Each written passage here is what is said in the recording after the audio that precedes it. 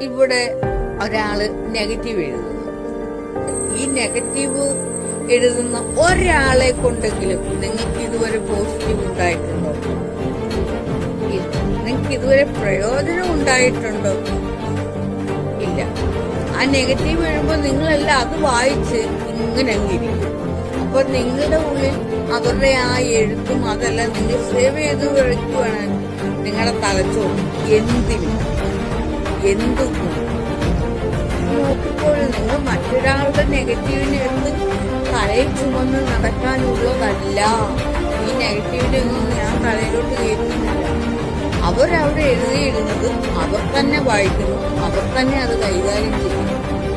അവരെന്താണ്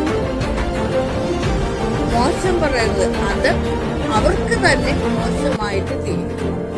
അതുകൊണ്ടാണ് ഇത്തരം ആളിന്റെ പിന്നാലെ പോകരുതെന്ന് പറയുന്നത്.